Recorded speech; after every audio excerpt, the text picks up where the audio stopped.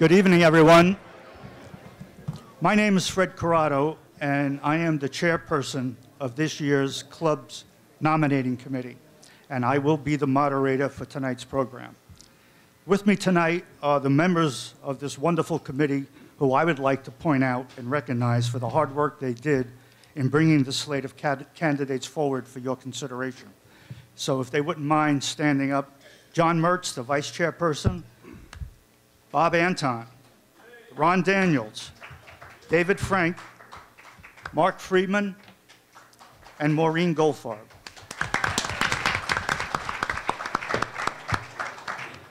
They worked very hard on your behalf. The other thing I'd like to ask you to do, would you all please silence your cell phones? This way we don't get any interruptions.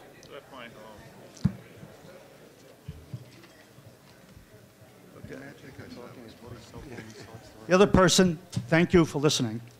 The other person I'd like to thank is Vicki Friedman, the club's executive assistant, for all of her diligence and all the hard work she did to get us through this nominating process. We really couldn't have done this without Vicki's help. Tonight, we put forward for your consideration 6 candidates for 3 board seats. In accordance with the club bylaws, this is the maximum number of candidates that we can put forward. The number of seats up for election plus 3 additional. So it's a full slate, and we're pleased to be able to present the full slate. The candidates in alphabetical order are Jeffrey Bender, Gerard Cicio, Richard Cuccioli, Joe Eisenstein, Julie Rifkin, and Ira Theodore. Each of the positions that we're voting for carry a 3-year term. On February 20th, we mailed a package to all the members and informed the members with the candidates' resumes and personal statements and instructions for members to submit any questions that they might have to Vicki so that we might use them for tonight's meeting. Member voting materials were mailed to you today, so please review the voting instructions to be sure your ballot will be counted. Instructions for completing your ballot and mailing them in are also included. We would really like a big turnout of the membership for this vote, so we encourage you to take the time to vote and help us and help yourselves by reminding your neighbors and your friends to cast their ballots. The election results are going to be announced at the club's annual meeting on March 30th. Before we get into the format for the evening, we'd like to thank the board members whose term is coming to a close for all of their hard work and time over the last 3 years. Thank you all. And all of the board members continuing on into next year. Thank you also.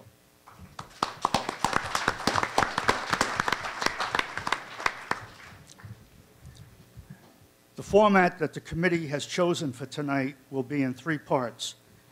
First part, each candidate will deliver a 3-minute opening statement, and that'll be followed by questions for the candidates, which the members of the nominating committee have selected.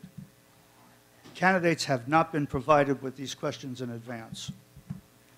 The meeting will conclude with a 2-minute wrap-up statement from each candidate. The candidates will remain in the room after the formal meeting to speak with the members if you so choose. I think they'll be available here for as long as you like.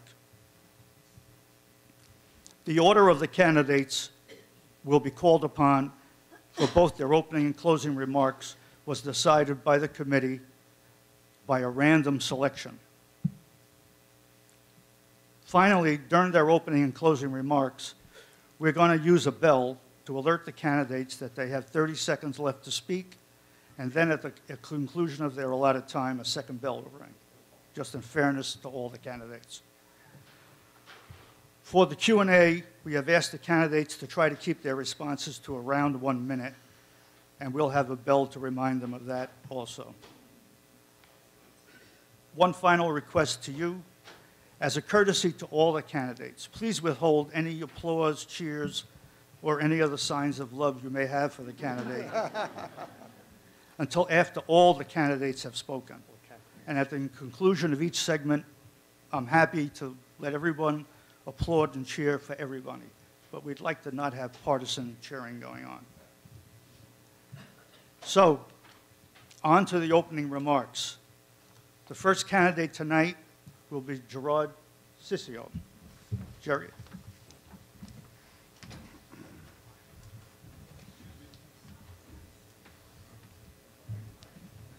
Thank you, Fred. Thank you, committee members. My name is Gerard Ciccio. I'm a candidate for the Board of Directors. I have been a full-time golf member since 2004 and a full-time resident since 2007. Actually moved to my house in 2005. I was one of those people that bought a golf membership before my house was built. I have been on a lot of committees right from the beginning since the developer we took over from the developer. And this has given me some a pretty good knowledge of about the club operations and its culture. I'm currently on the grievance committee. I was chairman of this committee last year and vice chairman the year before that. My wife and I are both ambassadors in the BallenIsles Ambassador Program, where we welcome new members into BallenIsles and give them an introduction to the facilities and what is available here. I was on the fitness committee for 2 years. I was on the finance committee for 4 years because of a merger of committees. And during that time, I was liaison to the membership committee. And that was back in 2010 and 2012. And we were still talking about cell list and member upgrades and downgrades during that period of time. I will address that issue on my closing if it doesn't come up during the Q&A, but I think it will. Finally, I was on, my first committee was I was on employee relations and insurance. And the Employee Relations Committee gave me a look at how things were viewed through the employee's eyes, and which was a little refreshing. But everybody's asking me, why now? Why now the Board of Directors? Well, you may have heard that the strategic plan is going to be implemented, and that we are going to finally do this clubhouse renovation. And I believe that we have to do the strategic plan correctly and what the members want and need. And what the members' surveys have shown is that we need expanded card rooms, ladies' card room especially, a 19th hole and dining options that people can use and stay at and enjoy. However, during this period of time, I think we cannot ignore other assets. Golf, tennis, and fitness are basically what drive younger members and members to this club. And I think you have to not lose the attention to detail there. And one thing that my own pet peeve right now is we did the East Course, and we did this East Course with these high bunkers, and we were all promised that the ball was going to roll in the middle. Well, 3 times in the last 2 weeks, my ball has plugged on the side of the bunker. Now, let's not talk about my golf game, but that shouldn't happen. I don't know if it's the sand, I don't know if it's the groundskeeper, but whatever it is, it needs to be corrected. Our Pilates is growing by leaps and bounds, and I don't know if we can wait 3 years for Pilates to be expanded. So with that said, I promise to be an open and available board member. I have no personal agenda, and what I will represent is the wants and needs of the club members. Thank you very much.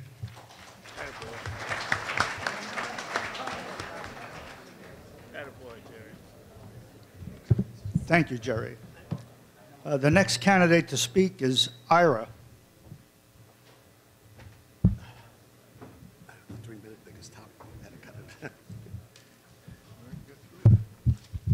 Thank you. First, I'd like to acknowledge my fellow candidates. I do believe we have an exceptional group of people here, and I wish each of you good luck. I am running for the club board because from the day my wife, Nan, and I, my bride of 43 years, arrived here at BallenIsles, we were engulfed by friendship. If BallenIsles is nothing else, we have a reputation for kindness, warmth, and openness to newcomers. This is a reputation we have both inside and outside the community. So in that spirit, last year I chaired the Ambassador Club program, or conceived of it, that now each new member gets an ambassador to welcome them to our club. And I would say I am running because I've always believed in giving back to my community, and I always believe in the spirit of volunteerism. I know I have the intellect, the drive, listening skills, to be a consensus builder, to work with my fellow board members to make the right decisions, but only after listening to you, the membership, and as much as possible to always work towards the will of the majority of this club. I think that is vital. I have no private agenda. I believe my track record, as my resume shows, speaks to my hard work and to why I'm here tonight and the job I can do. I've done a great deal of work to prepare myself to get here tonight. I have reviewed all the club bylaws and club policies. A couple weeks ago, I met with Jeffrey Fisher, our Director of Finance, and thoroughly reviewed our 2014 63-page year-end financial statements. 2 weeks ago, I took it upon myself to call Jeff McLaughlin, the Senior Vice President of Troon in Scottsdale, who is the primary liaison from Troon to this club. I wanted to hear from him what intrinsic values and savings does Troon provide to our club. Why is this important? Because Troon's agreement ends in 2018, and I'm not suggesting we necessarily end our relationship, but I will be part of a board that will have to make a decision of exactly what our relationship is with Troon compared with other alternatives. In the past 6 weeks, I visited 6 clubs from Addison Reserve to Ibis who have redone their clubhouse or are doing their clubhouse now. Why? Because I believe information and knowledge is vital. If I am on the board, I want to know everything about our competition, so in the final planning for our clubhouse, I will be able to be an intelligent contributor and have the experience of seeing what our competitors, while different, there are commonalities of what they have done. With that, I thank you so very much.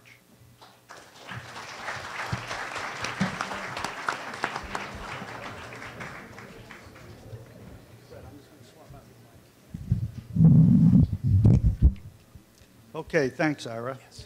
And our next candidate to speak is Richard. That mic's not working.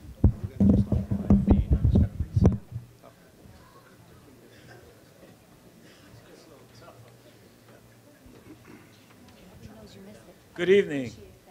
Let me thank the nominating committee for doing an absolutely outstanding job. My name is Richard Cuccioli. I've been married for 38 years to my wife, Natalie, and we have one daughter, Julie. We currently are Florida residents and live at 106 St. Edward Place and have a little place in Morristown, New Jersey also. Currently, I am the treasurer of the club, as well as chairman of the Finance Committee, Audit Committee, and past chairman of the House Committee.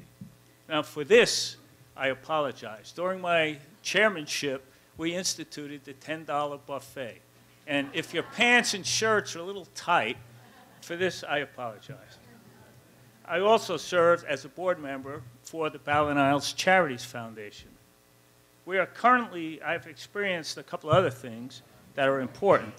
I have also experienced the redevelopment of the East Course, the building of the sports complex, and participated directly as a board member in the redevelopment of the North Course and strategic importance of the implementation of mandatory membership. So I have a fair background on club events. Something going on there? They got me now. As you can see from my resume, I spent the first 30 years of my professional career with Accenture, formerly Anderson Consulting, and served in quite a lot of management roles. I was a partner, office managing partner, member of the country management team, both in the US and Spain, technology team leader, and line of business founder and leader.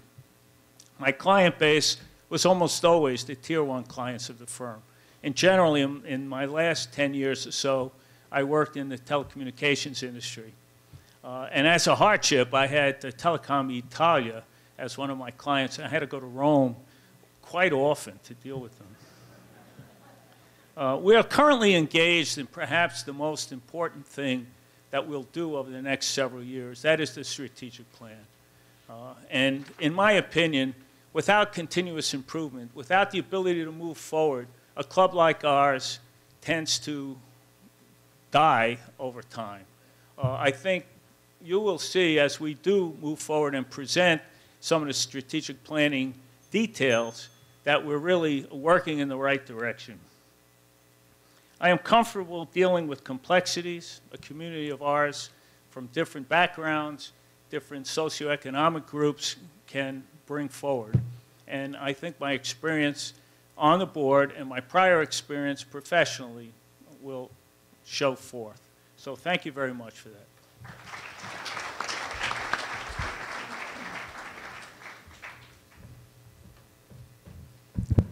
Okay, thank you, Richard. Our next candidate is Jeffrey.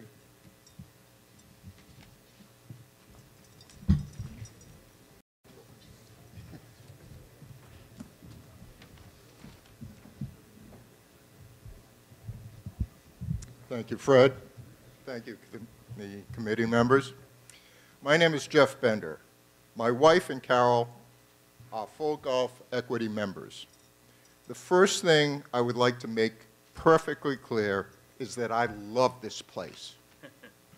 8 years ago, Carol and I came here to visit my sister over President's Day weekend. We asked a local realtor to show us some houses.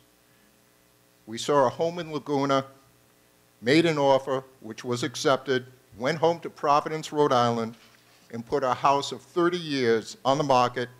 It sold, and we came to live in paradise. Now, paradise at that time was before the bistro, before the fitness center, before the East and North Coast renovations. Much has changed since then. We have one of the premier country clubs in South Florida, and I want to keep it that way. When I came to BallenIsles, I joined the MGA, and Carol joined the WGA. I believe our association play is extremely important to the lifestyle at BallenIsles. Nowhere else could we have the opportunity to meet more members with like interests than in these associations. A year later, I was asked to join the MGA board. In the 4 years on the board, I served as a tournament chairman and vice president.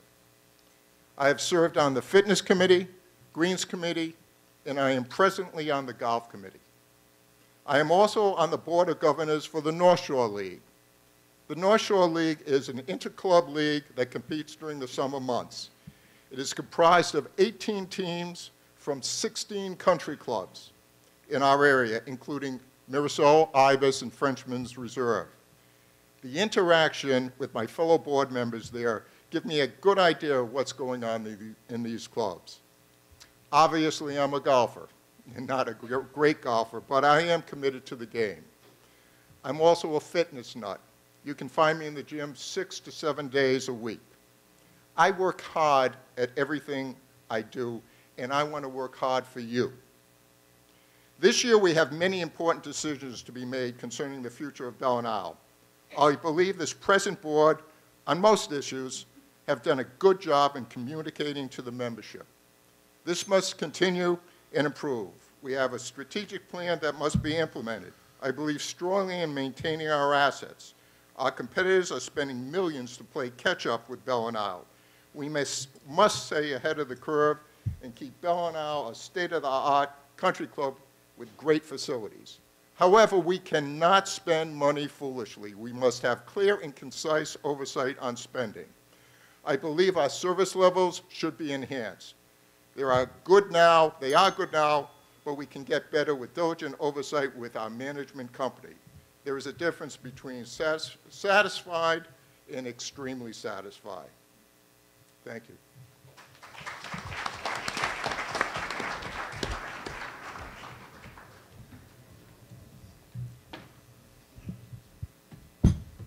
Thank you, Jeff.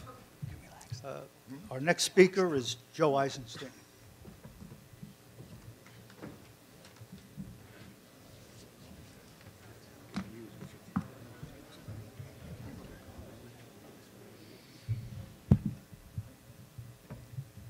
Thank you. Thank you, Fred, and good evening, fellow members. Well, I never thought I'd be doing this again, but here I am asking you to put me back on the board. You've already received my resume. Basically, it says I've had 3 employers in my career: the U.S. Army, the General Electric Company, and Bertelsmann AG, one of the largest media companies in the world. I'm a full equity, year-round resident who has lived here for 15 years. I've served on numerous club committees, was on the club board for 6 years, serving as club secretary and later as president. That's right, I've already been a board member.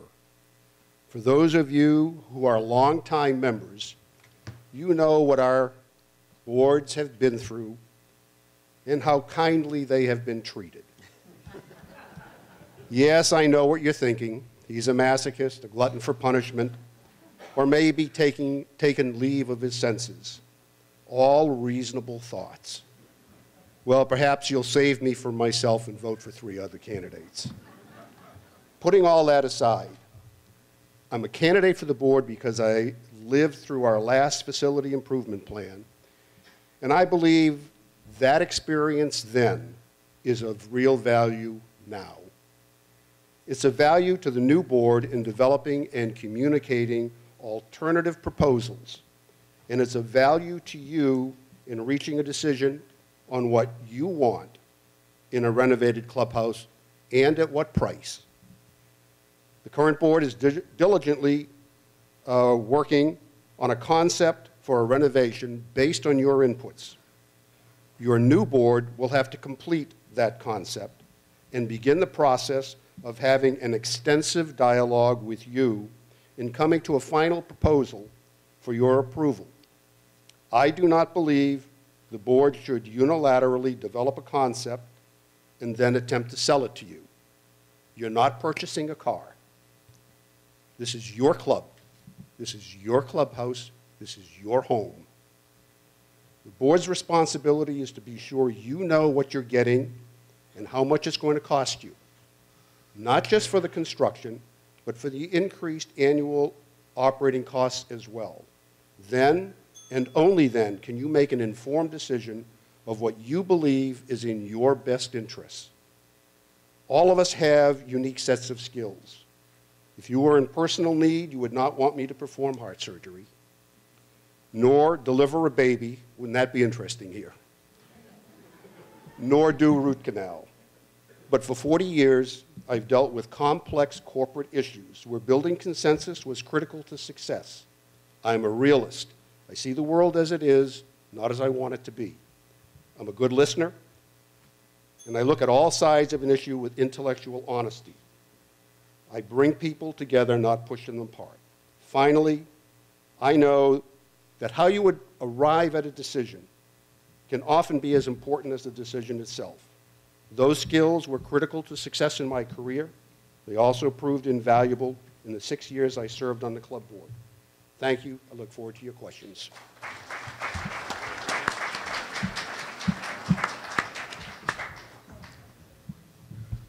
Thank you, Joe. Our next speaker will be Julie Auslander-Rifkin.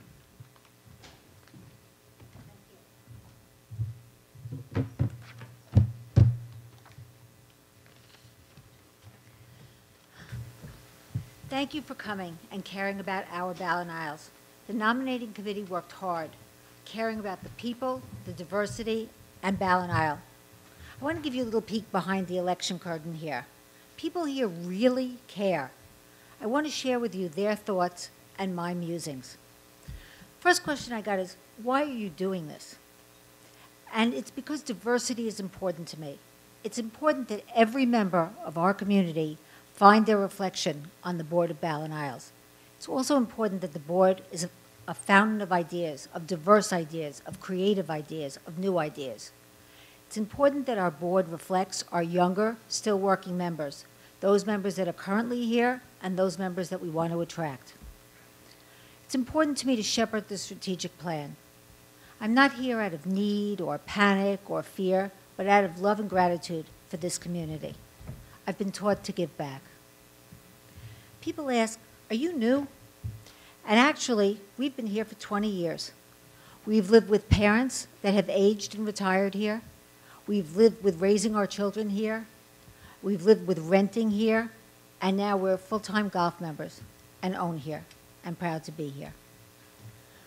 People say, what have you done to get here? And I say, I have the appropriate letters after my name. I have board experience, both profit and not-for-profit. But importantly, at our club up north, Edgewood, I sat on the renovation, house, and entertainment committees for over 8 years. This has given me important insight into delivering a clubhouse project on time and under budget. I've been honored by Inc., Ernst & Young, Alfred P. Sloan, and the state of New Jersey, to name a few, for award-winning HR, finance, innovative cost savings, cost avoidance, community building, team building, and growth. I'm a serial entrepreneur. That makes me flexible, nimble, open-minded, and results-oriented. Here at BallenIsles, I sit on the tennis committee and the environmental committee. The environmental committee's change in the outdoor lighting to LEDs will save us hundreds of thousands of dollars. We enjoy the wine club, the dog park, golf, fitness, tennis, bridge, mahjong, and of course eating. I embody a spirit of resolution. People ask me what my leadership style is. According to Robert Greenleaf, servant leadership is a philosophy and a set of practices that enriches the lives of individuals, builds better organizations, that focus in on other people's highest priorities and needs, that they're being served without an agenda other than working towards the right decisions to benefit our diverse population. There's a tradition of servant leadership here in BallenIsles. The committees, the clubs, the managers, the NAC, the Charity Foundation, and the board. None of these people get paid, and I thank them all for their service and dedication.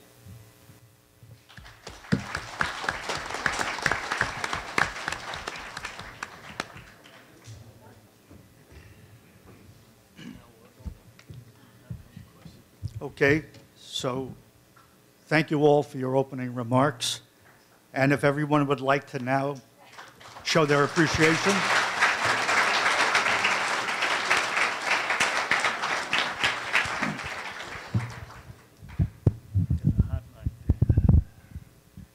So now we're going to move to the second part of tonight's agenda, and that is the question and answer section. I'd like you to know that the nominating committee selected the questions, and we're ready to ask them. What we're going to do is I'm going to randomly start with a different candidate for each question, and the candidates will go down the line and back. Each have a chance to answer each question. And then we'll go on to the next question only after everyone has had a chance. So I'd like to start now with Joe Eisenstein. Now this is a two-part question, Joe, so we're going to give you 2 minutes. We're going to give everybody 2 minutes. What do you believe are the biggest issues or challenges the board will face in the next 3 years? And what skill sets do you bring to the board to help with the management of these issues? Okay. Excuse me. Is that on? Biggest issues, well, the overpowering issue in my mind is the renovation of the clubhouse, which sorely needs something done. That is going to be a very difficult task. It's going to be difficult for the board. It's going to be difficult for the committee working with the board, and it's going to be difficult for you to make choices. The second issue, I think, is that we do have to think about whether or not we renew with Troon when their contract is up, and how we negotiate with them in that regard. We have issues of changing trends in the world that we live in. Golf play, as all of you know, on a U.S. basis is down significantly from prior years. We may not have the same opportunity to get retirees in here or people who are just prior to retirement as readily as we have in the past. And so we need to continue an aggressive marketing campaign. We sincerely need our sister organization, BICA, to participate in that wholeheartedly.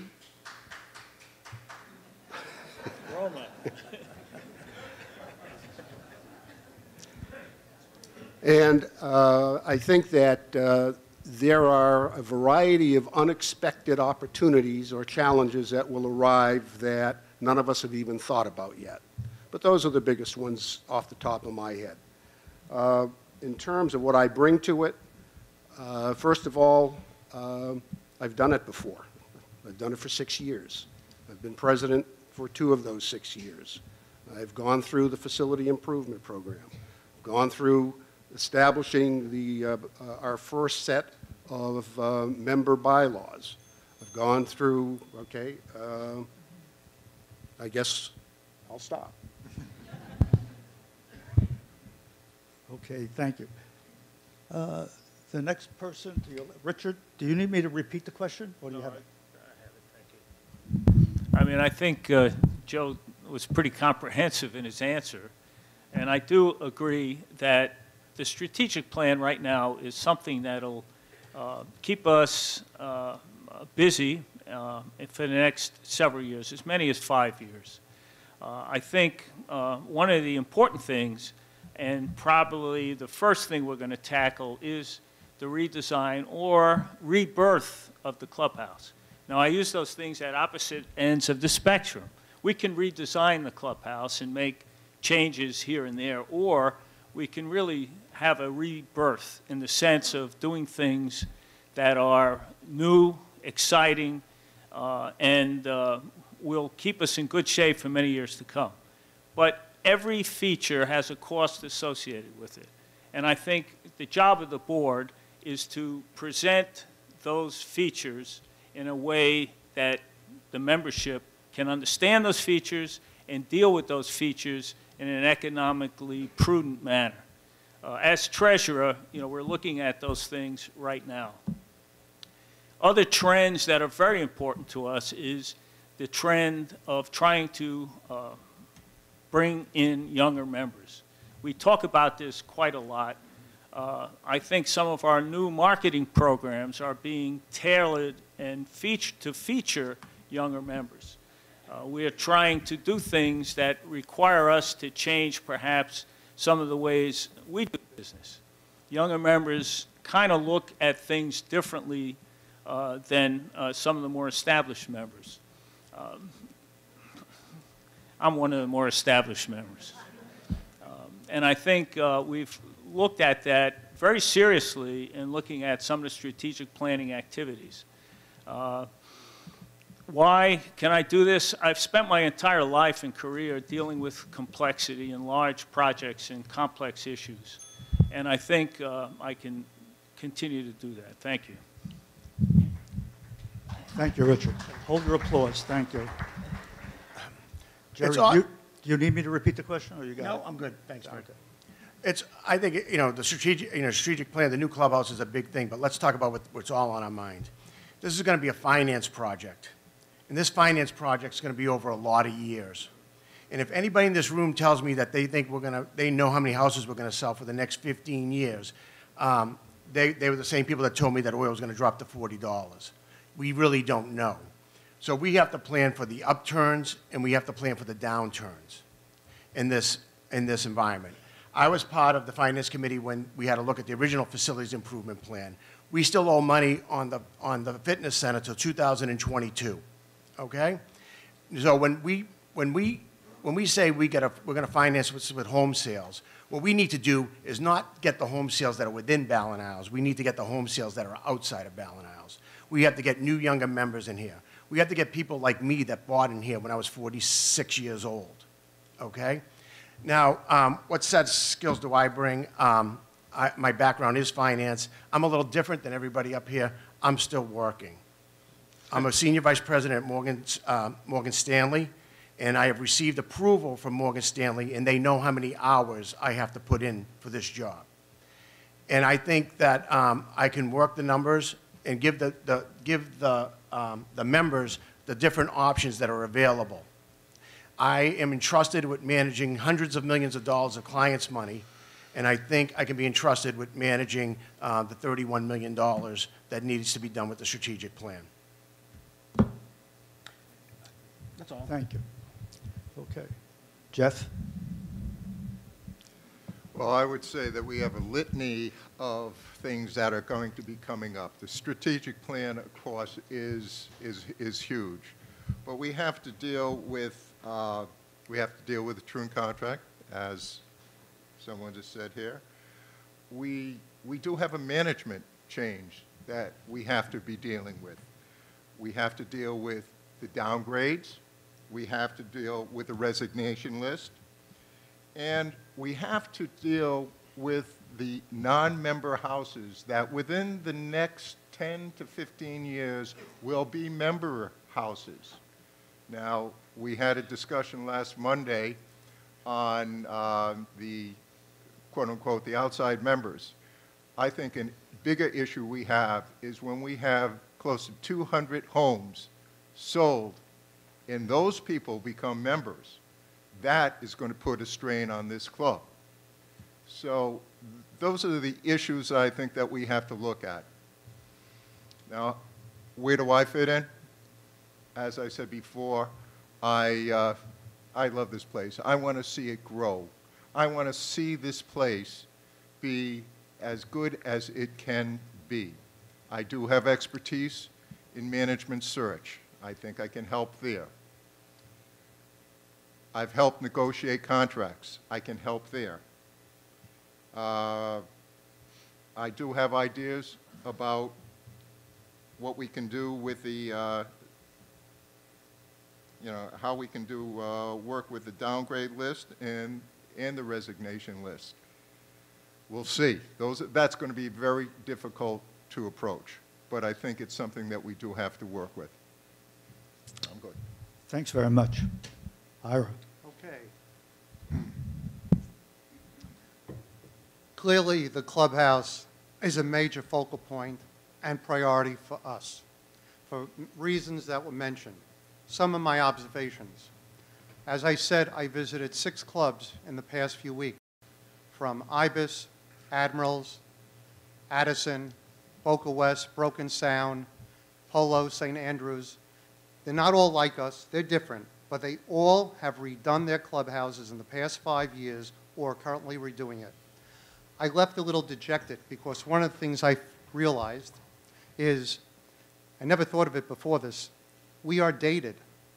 Not only do we have to do the clubhouse for our own vicarious pleasure, but we will be, just as the Sportsplex building made us the #1 club in the area, I will tell you that a new clubhouse is vital for us to attract the young 40 or 50-somethings that other people have alluded to.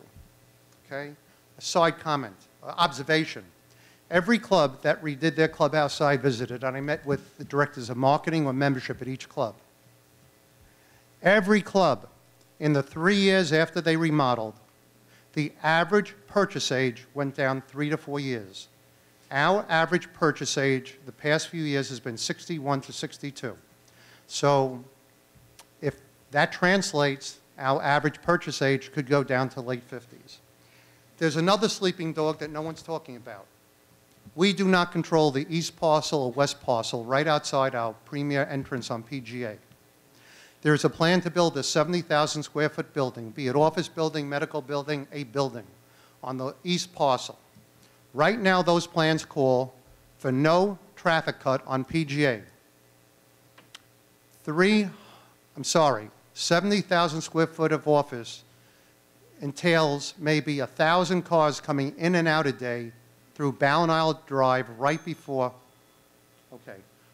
our entrance. With BICA, whatever it costs, we must do all possible to get the best situation out of make the best of a bad situation. We also, and this is delicate, okay? I have the greatest respect for Derek. He's quite ill, we all know that. And I do hope he comes back. But if he doesn't come back, We have an interim general manager now. This is an opportunity for us to rethink what a general manager should be at BallenIsles, what strengths he should have. Okay, I think it's time for the board to re-examine what they get involved in every day. Are they doing board-like functions or management-like functions? And this is part of a job description that I believe we should address going forward. Do I have another moment? Okay, then I have to stop. Julie. Thank you.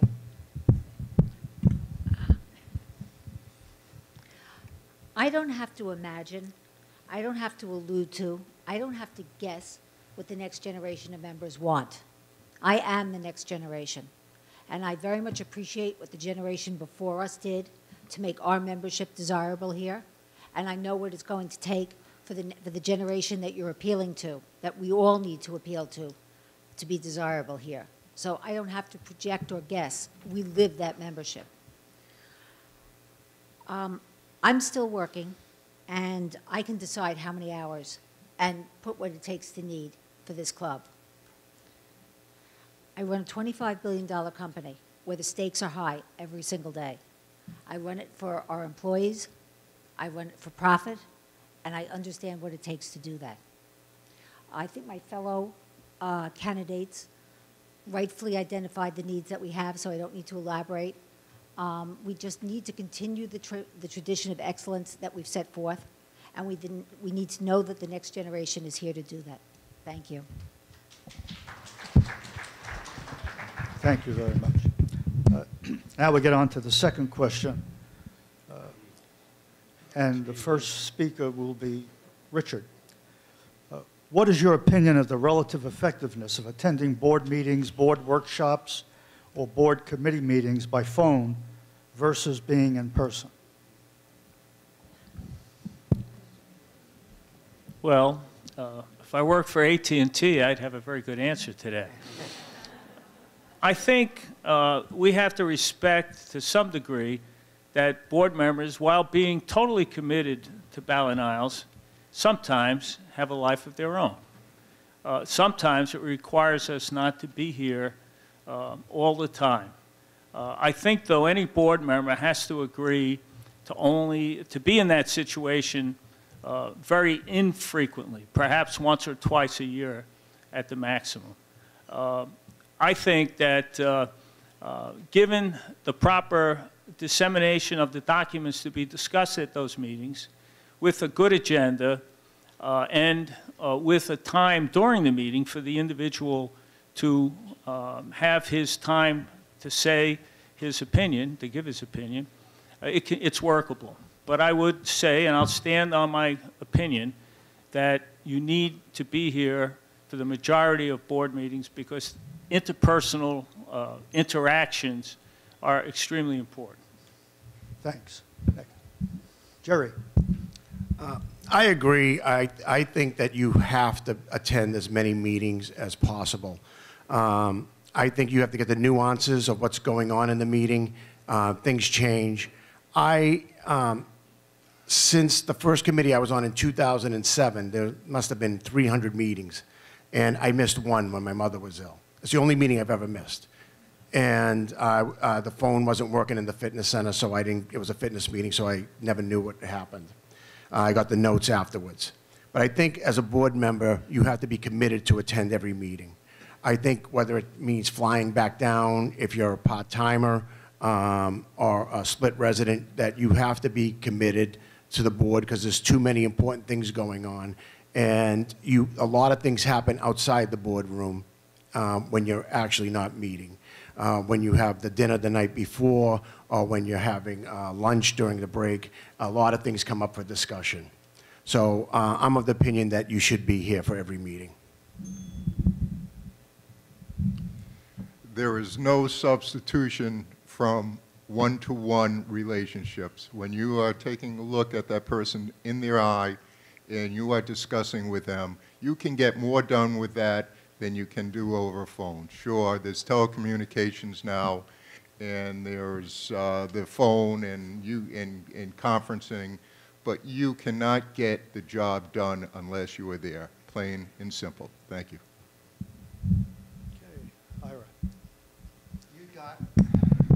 You just gave me a cupcake of a question. You're probably saving me 25 seconds of my closing comments. You're losing part of the 2 minutes, though. Okay. And I read from my closing comments.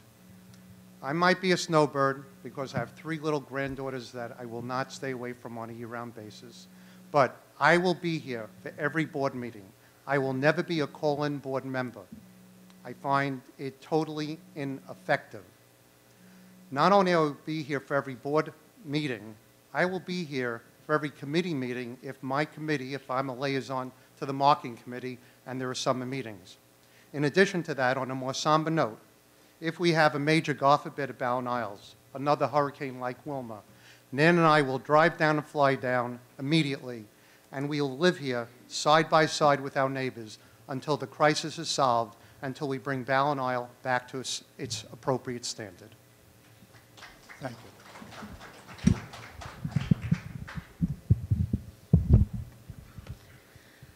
I hope that in 2015 our concern is having the best board members.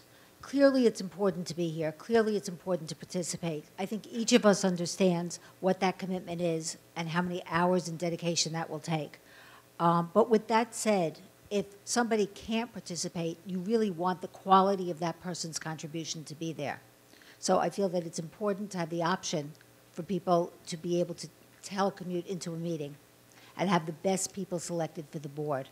With that said, we live here full-time, and I don't see any reason that I can't make all meetings and all committee work. Great. Thank you. Okay, on to the next question. Joe. Oh, Joe. I'm sorry, Joe. What about Joe? What about Joe? Go ahead, Joe. My first 3 years on the board, I was commuting back and forth from a small town in Maine. I never missed a board meeting. I think it's important for the board members to be here. I have a different perspective. I'm not so sure it's the one-on-one relationship, but I do know from some board members who participated on a teleconferencing basis, it just was not effective. You could not grasp nor get everything that was going on. It was difficult to talk and listen at the same time. Of course, in a board meeting, it's difficult to talk and listen anyway, but it's much more difficult when you're teleconferencing. So I think really anybody who gets on the board needs to plan to adjust their schedule. Having said that, sometimes, as Julie says, you have unforeseen events, and you have priorities in life. And yes, this club is an important priority, and yes, you make a commitment to be here. But if you have a family issue and you choose the club over your family issue, I'm not so sure that's a good decision. Thanks, Joe. Sorry I didn't pick up on you. It's okay. Okay, next question. I think it's Jerry, right? You're the first speaker. Okay. There's a board proposal to the membership to adjust the bylaws to add an additional class of outside memberships. What are your views on this proposal? I didn't think that would come up. Okay. All right. I think the board needs to solve some problems with their proposal, okay? But let's just get the facts quickly and simply out there. Right now, there are 30 club-owned memberships that we're not collecting any revenue on, okay? And I'm going to cut it real short to the chase, whether you're for outside memberships or against them. There's only a few answers that way we can do this. One is you bring in more members that want to play golf, and you continue the programs that we have that are upgrades, okay? And like we had 15 people on the trial upgrade basis right now, and 2 just came off, 1 joined for golf, 1 didn't. Okay, you continue to do that. That's one way you could do it. The second way you do it, okay, is you do the opposite. I mean, it's up to the members. We cut golf memberships. We eliminate those memberships. We cut golf memberships to 900. All the golf members pay more dues, but now we have a waiting list for golf. Makes it easier for everybody else to sell their home. Do you want to spend that money or not? That is up to the members. The third option is if they do, and if it goes to outside members, it should be limited to 10 maximum. But that's all I have to say. Jeffrey. Okay, 1 minute. This is not going to be easy in that time frame, but I'll make it short and sweet. My opinion, initially, when I first heard the idea, I thought it was a good idea. I've changed. I listened to what people had to say, and I think that the majority of people here are going to do not like it. But it is up to the membership to decide. It's going to go out to the membership. They will vote for it, either yay or nay. There are positives, there are negatives. The positives are the income coming into the club, the potential with the upgrade list and downgrade list, and the resignation list. The negatives are the impact that we're going to have on this club. And I now believe that the impact is going to be dramatic, especially when, as I mentioned before, you have 200 homes of non-members that within the near future, they will be sold, and you're going to have additional 200 plus people using these facilities. Thank you. Ira. Okay. Telling it the way it is, I went to the meeting last Monday night leaning in favor of it. I left the meeting and I made a statement at the end of the evening that I felt this should be deferred. Now is not the right time. And I felt that way not because of any anger in the room, but some very valid points were made. One, whatever we're charging doesn't matter. We're going to go to a marketing program to sell these memberships when this clubhouse is going to be ripped apart. So number one, how attractive are we going to be to sell a membership when this place is a construction site? Number two, right now we're bursting at the seams. If there's a golf function that has lunch in this room, the girl room is totally inadequate, card rooms go on and on. I believe if there's any merit to this proposal should be deferred for 3 years. If we optimistically finish our clubhouse in 2 years, give the membership a year to live with the new clubhouse. Let us see how comfortable you are. Let us see how much room we have for current members, non-member homes, etc. And at that time, if it's so deemed that it should be discussed again, that might be a more appropriate time than today. Thanks. Julia. You know, the benefit of going last is that everything is said before you. We can't hear you. Almost last. Okay, we forgot about you again, Joe.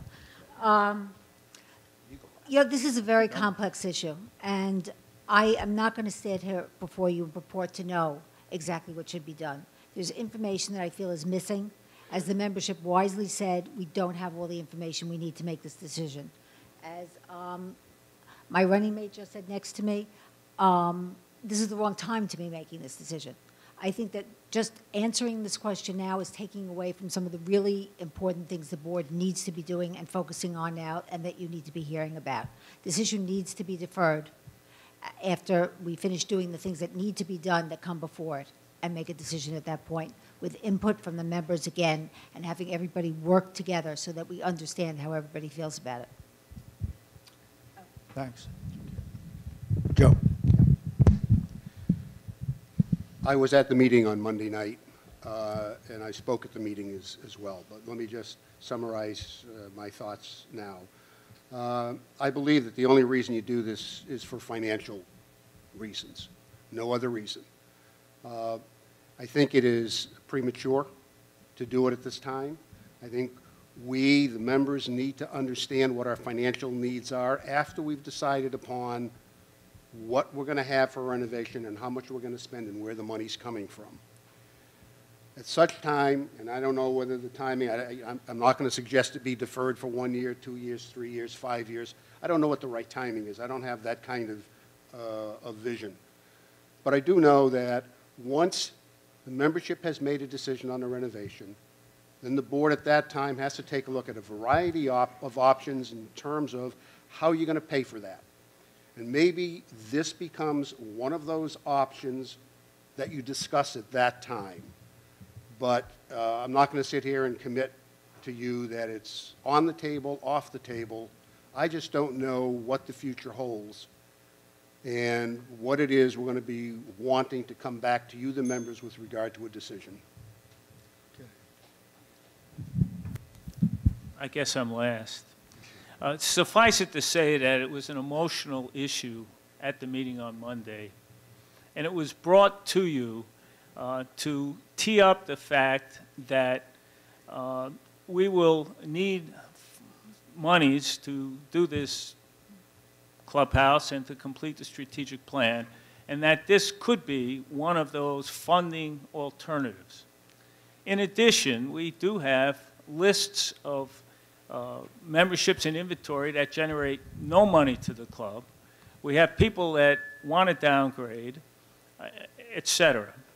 And it was an idea and a concept to first see what the membership felt and to respond to that. I think right now our feeling is that the best way to proceed with this is when you see the entire strategic plan and have an opportunity to look at and perhaps select funding alternatives.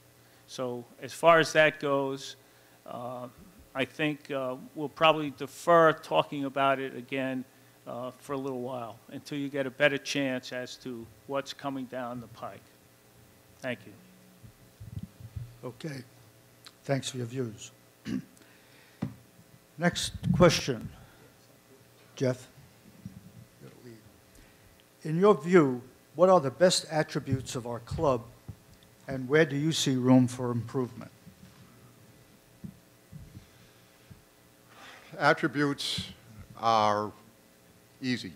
Golf clubs, the golf courses are absolutely the best in this area. As I said before, I play in North Shore League. I go to 18 other country clubs. None of them compare to this club. The bistro in the fitness center has made a drastic improvement. What do we have to do? We have to look at the strategic plan. This clubhouse has to be fixed. I hear from my wife and from the women who play cards, we have to do something for them in the card room. There are a number of things that have to be done, but we do have one great country club here. And I believe that that is the most thing that you have to realize, that this is a wonderful place to live in. Thank you. Ira? Okay. I stand by my opening remarks. I still believe the greatest asset we have here is the people and the warmth that we embrace each other with and outsiders. Obviously, our golf, our tennis, our gym holds up with the finest, not in the state of Florida, but in the country for a residential community. BallenIsles Drive is beyond beautiful. Beyond, even though that's biker, not the club. It is a wonderful asset. Yes, our clubhouse is dated, and I believe that when we address that, no club in the area can beat us. But I also have some observations. Everything comes at a cost. When I looked at the various clubs I visited over the past few weeks, and I'm going to leave out a club like Admiral, which I think demographically is at the one extreme side of the market. Half their backyards have yachts in them, okay?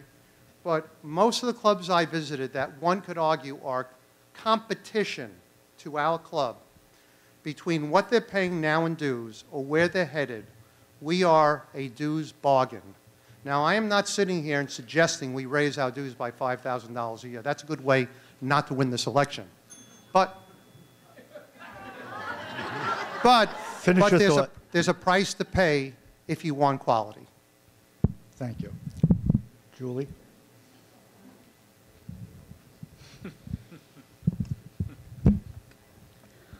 Our greatest asset is our members. The diversity of our members. We have younger members. We have older members. We have members with many different interests. We have a bright, vital community here, and that's a tremendous asset. We also have a community of people that love this community and are very dedicated to it, and we owe it to them to make this the community that we all want to live in. Our golf, our tennis, our fitness facilities are all outstanding. Yes, we do need to do the clubhouse so that we continue to be a premier community. Thanks. Joe? not much more you can add to that list. I mean, club has got some physical assets. It's got the most significant assets in terms of the membership. That was your question. What else is there to say? Thank you, Joe. You know, it wasn't that long ago, perhaps 2005, that we made a visit to BallenIsles and was immediately impressed with the overall beauty and the ambiance of the community, because it is. But it's more than that. We've met people here that will be our friends forever. On a personal note, I can't imagine living in a better community. However, it is not only bricks and dirt that make BallenIsles what it is. It is the relationships you form. And I think also the quality of the membership, in the sense that the membership always does the right thing. Whatever that is, the membership does the right thing. Thank you. Thanks. Of course, I concur that our members and our golf course and our tennis and fitness facility are the biggest assets that we have. There's no doubt about that. We're lacking, of course, and hopefully this will be addressed with the 19th hole, or a place to have different options for dining. My wife and I watch football every Sunday, and we go to the Yard House because there's really no place to sit here and watch it here. If you want to attract younger members, we need to have a place to come and maybe stay open past 9:30. And that's where we're lacking. Thanks very much. Okay. So everyone's had a chance at that question. So my next question almost follows off on what you just said. The club has had in effect for a number of years a zero-tolerance policy on member mistreatment of employees. But it is still one of the biggest issues that must be dealt with week after week by the grievance committee. As a board member, what would you do to further support and underscore the importance of this policy and gain further support from the membership? I think, Ira, you're up. Fine. Okay. At the beginning of the season, the board sent out a letter reminding us about good manners and how we treat our employees, who are just wonderful, sweet people. Most of us have most of our contact with the dining room staff. Whatever some of them may lack in some skills, they make up by being sugar and honey. But yet it is a continuing problem. I think there are certain things we as a board and club could do to remind people that these staff are people too. Not only are they people, their view of America, what they go home and what they take to Ireland and South Africa, is this community. To them, this is America, okay? I believe at the beginning of every season, if necessary, if it gets that bad, every member should be sent a letter that they have to sign reminding us of what appropriate manners are, reminding us of if you have a problem, you seek out a manager. It sounds extreme, but unfortunately there are a minor few that need that. Okay. Thank you. Julie. We have a wonderful staff here, and it's each of our responsibilities. These are other people's children, to treat them with the respect and the dignity and the mentoring that we want our own children and our own grandchildren to be treated with. I think that each of us as members is responsible for the tone and the demeanor of this club. If we if we see something we don't like, we need to say something and defend the behaviors and the beliefs that we each have and the integrity that we have for this club. And it's each of us as members' responsibility to do that. Thank you. Joe? I'm currently vice chairman of the grievance committee, so I see this firsthand in terms of some of the unbelievable poor taste and manners and treatment that some of our members deal with our employees. And it's something I can get fairly emotional about. I would say this, that when Fred was president, and I followed up as well, I don't think that there was a president's letter that didn't remind everybody every month in terms of your responsibility to how you treat employees. Unfortunately, you can't reach all of the people, and some people are unreachable in this regard. It's very sad to say. But if you want to make an impact, then when you see something happening and you're asked to be a witness or you're asked to put it in writing, rather than say, no, I don't want to get involved, or he or she is a friend of mine, step up to the plate and make your feelings known and be responsible as a member. Richard. There's obviously no place to disrespect or anyone working here, an employee or management for that matter. I think Joe's point about putting it in the president's letter as a reminder is well done, and I think Fred has done that on several letters. I think also when we see something happening, we should take action. That may not mean getting in the middle of it yourself, but certainly get to a manager and say, hey, look what's going on that table. I find it incredulous that our members would deliberately, and perhaps not deliberately, but incredulous that they would disrespect the young people that are working hard to please them as best as they can.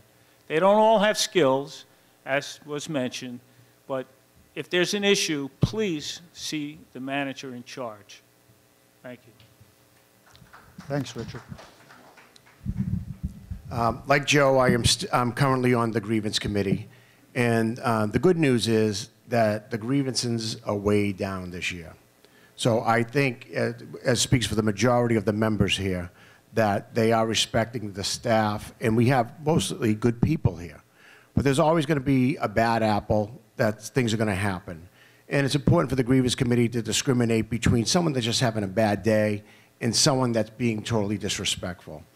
And the important thing to remember is that if you are concerned about bringing in members here, your reputation is on the line. We had 125 grievances in the last 5 years.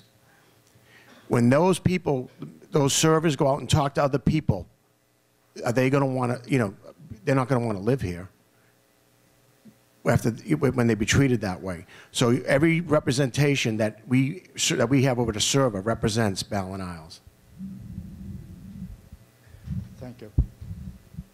I have to, unfortunately, disagree. I don't think anybody can have a bad day and when they're dealing with another person. It's a matter of respect. There should be zero tolerance. Now, we have a wonderful club here. We have a lot of wonderful members here. We have 1,600 homes plus. 1% of that, maybe 1%, and it's not the good 1%, but 1% could be 16 people. If we have 16 complaints, it's too many complaints, and it should be dealt with swiftly. It's education. It's letting people know that if something happens, they will be dealt with. You have to give the employees respect. Thank you. Ready for the next question? Okay. The board has presented to the membership a multi-year strategic plan. As a board member, how will you ensure that this plan stays current and effective as the club faces new and changing conditions into the future? I think Julie. Sure, now I'm first.